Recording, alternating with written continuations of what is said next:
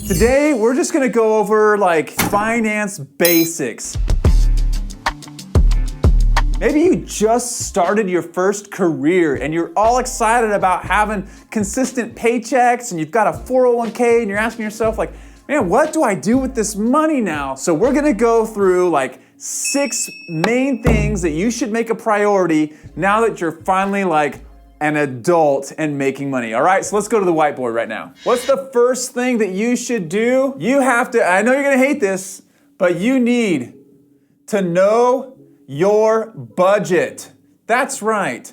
So many people that we work with, they actually don't know how much money they spend on gas every month. They don't know how much money they spend on food, on clothing, on going out with friends. They don't know what their car insurance is. You've got to know your budget first and foremost if you're gonna be able to make great financial decisions. How do you know if you're paying too much? If you don't know what you're paying at all, right? The second thing that you need to do is you need to save $1,000 right away. You need to have a savings account and you need to try to save $1,000 right away. Why? Because that's gonna give you protection. We're gonna talk about the bucket system in a second, but the point of having money in savings, it's gonna protect you. If you have an emergency where like, I don't know, a washer or dryer goes out or a refrigerator goes out, you can protect yourself from those emergencies if you've got $1,000 set aside in the savings account. The next thing that you need to do, number 3, start paying off your debt. I know it sounds really, really simple, but here's the deal. The people that we work with every single day, the ones that have been the most successful with their finances, the ones that have the best opportunity to retire early, I'm talking with some people right now that are potentially able to retire at age 50. Why is that an opportunity for them? They worked really hard to pay off debt, student loans, vehicles, even their home. They are completely debt-free. It doesn't come easy to anybody, all right? I don't want you to think, oh, well, these people that Nick is working with, they must make millions and millions of dollars. No, they had regular jobs. They just decided to know their budget and stick to their budget, and they got really aggressive at paying off debt. Now, that leads us to step number 4. I want you to build your emergency fund. Build your emergency fund. Now let's talk about the buckets. Down here, bucket number 1. Having money in your savings, it's to protect you. If you're working, I'd like to see you have 3 to 6 months in your of living expenses in your savings account. It's just in your checking account. It's in your savings account, right? These are safe places where you can get to your money immediately if you need it. Right now, you might want to take advantage of CD rates because rates are looking pretty good. But the whole point is, all of these account titles, you can get to your money if you need it. It's gonna protect you in an emergency. You're not looking for growth. Let's be honest. Money in these accounts is gonna basically stay flat. And I know what you're thinking, yeah, but a 5% return on a CD, that's not flat. Sure, but what about like 2 years ago when interest rates on CDs were nothing? We weren't even talking about CDs, but we were still talking about having money in your checking and savings to cover 3 to 6 months of living expenses if you have an emergency. So build your emergency fund. I want you to have 3 to 6 months in your savings account. Once you get that checked off, now what do? I want to see you investing 15% of your income for retirement. And that's bucket 3, retirement. We're talking money that you're not gonna use for way more than 10 years. So maybe you have a 401k at work. Maybe you have a 403b at work. Maybe you don't have any one of these retirement plans. You can still open up an IRA. You can open up a Roth IRA.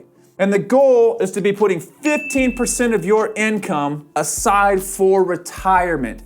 If you can do more, awesome, I want you to do more. And I understand not everyone can start at 15%, but it should be to get to 15% of your income investing for retirement. Now, the question is, you got a 401k, you got a 403b or some sort of other employer plan, or you just have an IRA or Roth IRA. How do you know what you should pick? Let me just give you a real simple rule of thumb. Anything that has a 10+% rate of return for 10 years or longer, that should be something you really should consider picking. So when you get your fund options in your 401k plan, look for a column that either says 10-year average or since inception. And any of the ones that are 10% or better, you really should consider picking those options. What if you just have a regular IRA or a Roth IRA? Man, look at exchange-traded funds that have averaged a 10% return or better since inception. Really easy ones to look at are index funds that track the S&P 500, index funds that would track the Russell 2000, index funds that would track the NASDAQ. Those are going to be simple funds that are probably going to see this rate of return over a 10, 15, 20-year average. It's not too complicated, but I want to see you doing that. Once you've checked off box number 5, here's what I want to see you do: saving for a home. And I understand that it might take you a while to get there. If you're saving for a home, your goal should be to be able to put 20% down. Now that's obviously going to be a different number depending upon where you live in the country. And I understand that getting 20% down is going to be pretty challenging depending upon where you live. I mean, if you're in San Francisco or you're in Manhattan, that's like, yeah, I don't see that happening for someone coming right out of college in their first career. But the goal is to get 20% down so that you're building equity. How could you be setting aside money for a home every single month knowing that that goal is maybe 4 or 5 years away? Well, now we start looking at bucket 2 investment accounts, okay? You could open up what's called a brokerage account. Another term for it would be a trading account. It's also known as just an individual account. All of these account titles are going to allow you to invest your money, and that's a big differentiator. A savings account or a CD, it's not really considered investing, you're just saving. But a brokerage account, a trading account, an individual account, if you're married, guess what? They make what's called a joint account, so both of your names are on it. But these account titles allow you to take your cash and now you can invest it in the stock market. Mutual funds, exchange traded funds, individual stocks, bonds, whatever. If you only have 3 to 10 years before you're gonna need that money, you don't wanna be as aggressive as over here in bucket 3. Honestly, your goal when you're investing for income, you're trying to get about a 5% rate of return every single year, right? So that's whether that's you buy a dividend paying stock or a dividend paying mutual fund, or you buy a corporate bond or a municipal bond that's paying 5 or 6% per year. Maybe you found a preferred stock that's paying 6.25% per year or whatever. That's an acceptable rate of return for this kind of a time frame. You need your money doing better than nothing, but you can't afford to take as much risk as bucket 3 simply because you're gonna need your money sooner. But this would be a great way to try to start building a down payment fund for a home. So there you have it. It's real simple. Let's give you a recap. First of all, you've gotta know your monthly budget.